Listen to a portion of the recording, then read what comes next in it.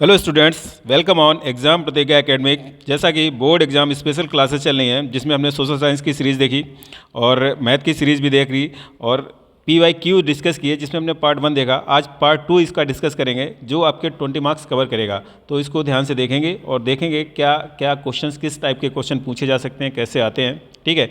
और जो remaining question कुछ बच जाएंगे मैं अगले पार्ट में भी उसको अपलोड कर दूंगा, कोशिश करूंगा अगले पार्ट में आपको बता दूँ जिससे आप मैक्सिमम मार्क्स कवर करें, ठीक।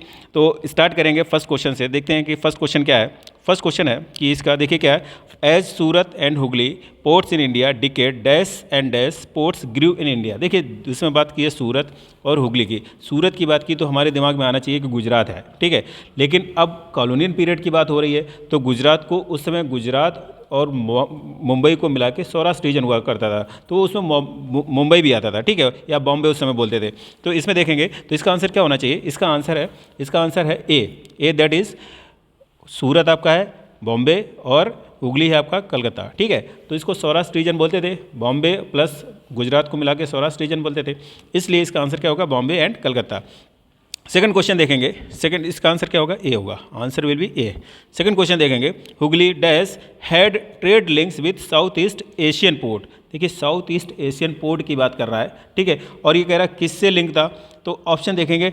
हुगली की बात की तो हुगली कहाँ पे, अभी हमने कलकत्ता देखा था, तो इसका ऑप्शन क्या होगा, कलकत्ता बंगाल, ठीक है। नेक्स्ट क्वेश्चन देखेंगे, क्वेश्चन नंबर 3 देखेंगे। इसका आंसर कोई होगा भाई, डी हो गया, ठीक है। क्वेश्चन नंबर 3 पे आते हैं, देखते हैं क्या। Dash on the Gujarat coast connected India to the gulf and red sea port. देखिए गल्फ कंट्रीज़ की बात कर रहा है और रेड सी पोर्ट की बात कर रहा है, इसका मतलब मिडिल ईस्ट की बात कर रहा है। अगर मिडिल ईस्ट से कनेक्ट होंगे तो हम किस पोर्ट से कनेक्ट होंगे, गुजरात से होंगे। गुजरात में कौन सा पोर्ट है, सूरत है, तो आंसर क्या होगा, सूरत, सी आंसर होगा इसका, ठीक है। नेक्स्ट क्वेश्चन देखेंगे। Dash on the Coromandel coast had trade links with south east Asian port. अब देखिए इसने कोरोमंडल की बात की है तो एक चीज़ आपको पता होना चाहिए बेटा कि देखिए ये जैसे ये इंडिया का मैप है ये, ठीक है। तो ये वाला पोर्ट तो ऊपर से गुजरात से लेके गोवा कोंकण कोस्ट हो गया, कौन सा है, कोंकण कोस्ट। एंड नीचे का जो कोस्ट है केरला तक, इसको बोलते हैं मालाबार कोस्ट, ठीक है भाई, मालाबार कोस्ट। और जो आपका ईस्ट वाला कोस्ट है इसको बोलते हैं कोरोमंडल कोस्ट, ठीक है। तो इसने कोरोमंडल की बात की है। साउथ ईस्ट एशियन जैसे सिंगापुर वगैरह यहाँ से ट्रेड होता था, तो कोरोमंडल की बात की थी। कोरोमंडल कोस्ट किस पे आता है, मछलीपट्टनम। आंसर क्या हो गया, बी। आंसर क्या हो गया इसका, मछलीपट्टनम आंसर हो गया, answer will be B. Next question देखेंगे, क्वेश्चन नंबर 5 देखेंगे। तो स्टार्ट करेंगे क्वेश्चन नंबर 5 से।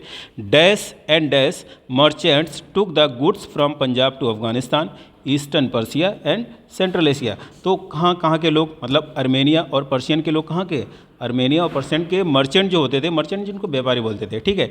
वो गुड्स फ्रॉम कहाँ से गुड्स लेते थे, पंजाब और Afghanistan, Punjab to Afghanistan, Eastern Persia and central Asia से। तो आंसर विल बी क्या होगा, A B, answer will be B, Armenia and Persian. Next question देखेंगे, question number 6। Dash goods were for export to colonies. कौन से गुड्स जो कॉलोनी से export किए जाते थे, तो आंसर क्या होगा, हम लोग जो कॉलोनी से लेते थे मशीन मेड प्रोडक्ट लेते थे, क्योंकि कॉलोनी है जो कॉलोनियल पीरियड था वो यहाँ से क्या लेके जा, रॉ मटेरियल लेके जाता था, ठीक है। इंडिया में क्या बनता था, हैंडमेड प्रोडक्ट बनता था, उसको वो फिनिश गुड में यहाँ से रॉ मटेरियल लेके गए, फिनिश गुड में कन्वर्ट किया और उसको किससे, फिनिश गुड में मशीन से कन्वर्ट करते थे और वो कहाँ पे एक्सपोर्ट करते थे, कॉलोनियल जगह जो उनकी कॉलोनीज थी उसमें एक्सपोर्ट करते थे उसको, ठीक है।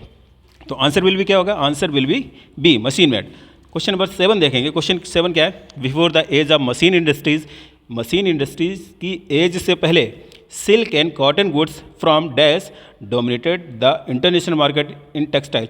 कौन सा था जो इंटरनेशनल मार्केट में टेक्सटाइल इंडस्ट्री में डोमिनेट करता था, तो इसका आंसर क्या होगा, इंडिया था। इंडिया में कॉटन क्लॉथ जो बनते थे वो वर्ल्ड फेमस थे, ठीक है।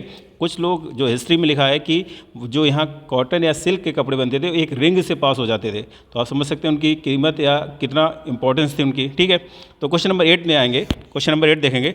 Dash products came to symbolise refinement and class. कौन से प्रोडक्ट जो रिफाइनमेंट और क्लास को सिम्बोलाइज करते थे, क्वेश्चन नंबर 8।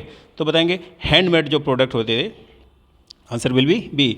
जो हैंडमेड प्रोडक्ट होते थे वो किसको सिम्बलाइज करते थे, उसका रिफाइनमेंट और क्लास को डिफाइन करते थे, ठीक है। नेक्स्ट क्वेश्चन पे आएंगे, क्वेश्चन नंबर 9 पे बढ़ेंगे। देखिए क्वेश्चन नंबर 9 पे आते हैं, क्या है क्वेश्चन नंबर 9 है James Watt patented the new engine, किस ईयर में नया इंजन बनाया था, जेट इंजन बनाया था जेम्स वाट ने, तो किस ईयर में बनाया था, तो वो बनाया था डी आंसर होगा इसका 1781 में। ठीक है, answer will be D, 9th का डी 1781। क्वेश्चन नंबर 10 देखेंगे, डैश क्रिएटेड कॉटन मिल। देखो कॉटन मिल किसने क्रिएट की थी, देखो एक इंडस्ट्रियलिस्ट थे इंग्लिश के, या जब इंग्लैंड में इंडस्ट्रियल एज आया तो एक एंटरप्रेन्योर थे जिनका नाम था रिचर्ड आर्कराइट। ठीक है, रिचर्ड आर्कराइट वीविंग या स्पिनिंग मशीन्स वगैरह उन्होंने बनाई थी। ठीक है, तो आंसर विल बी क्या होगा, और किसके लिए बनाई थी, कॉटन के लिए बनाई थी।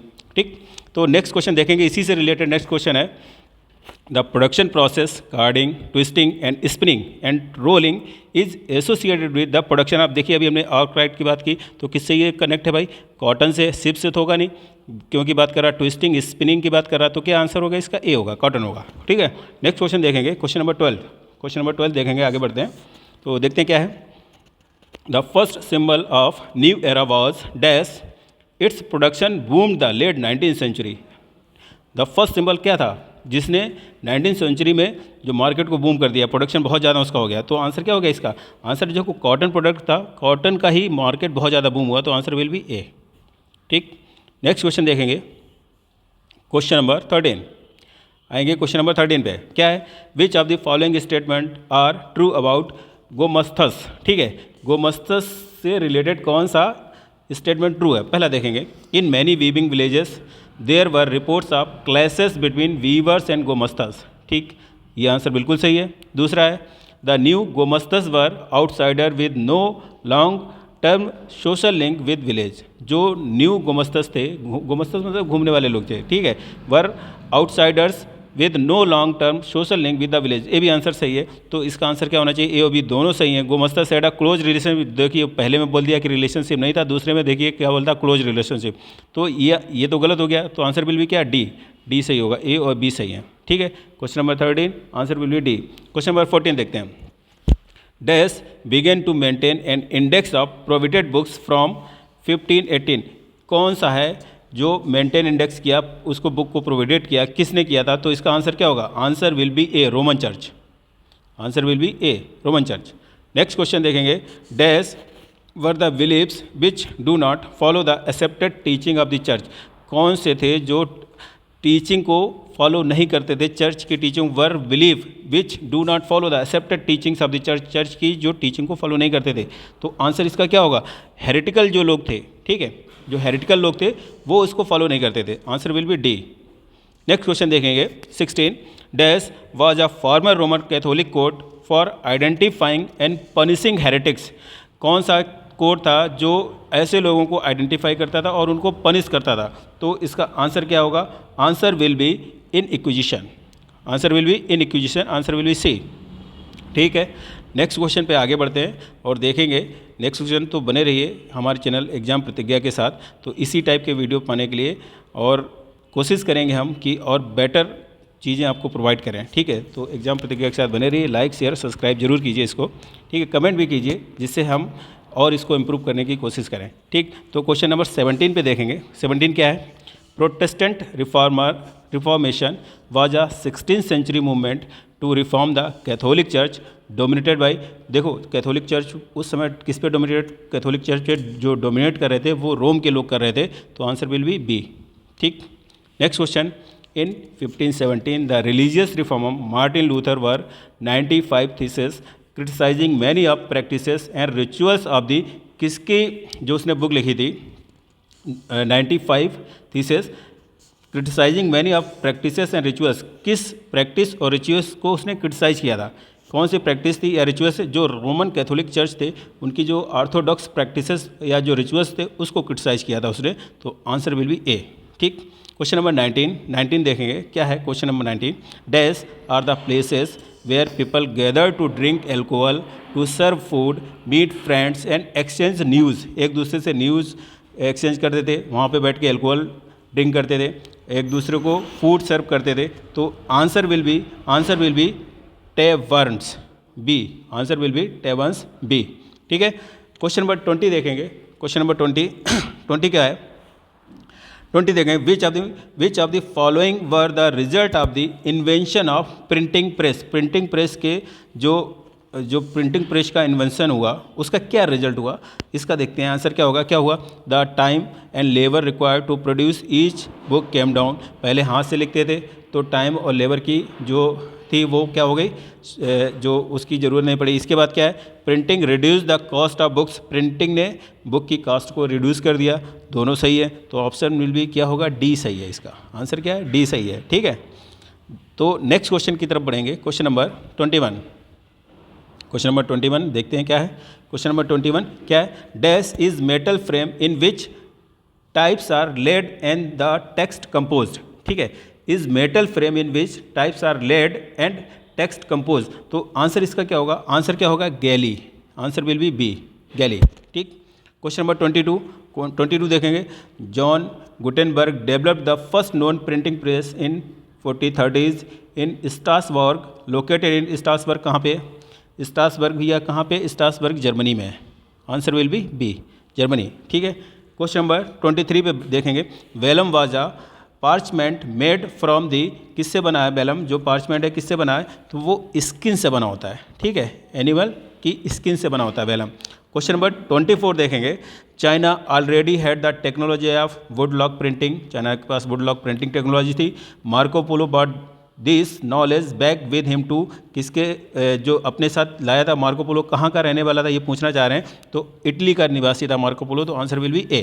ठीक है, क्वेश्चन नंबर 25 लास्ट क्वेश्चन है। 25 देखेंगे। क्वेश्चन नंबर 25 क्या है, the earliest kind of print technology was developed in dash, Japan Korea. देखिए जापान कोरिया की बात आ रही तो आसपास के आइलैंड के पास चाइना है, जापान के पास। ठीक है, which was a system of hand printing.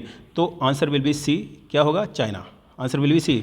तो ये आपके 25 क्वेश्चंस थे, जो आप एक बार इसको देख लेंगे, एक बार में ही आपको आ जाएंगे। जो आपके 20 मार्क्स हैं ये कवर करेंगे, फर्स्ट और सेकंड वीडियो देख लीजिएगा। ठीक है, तो इसी प्रकार नए वीडियो पाने के लिए बने रहिए हमारे चैनल एग्जाम प्रतिज्ञा के साथ। तो नया वीडियो के साथ मिलते हैं। जय हिंद साथियों।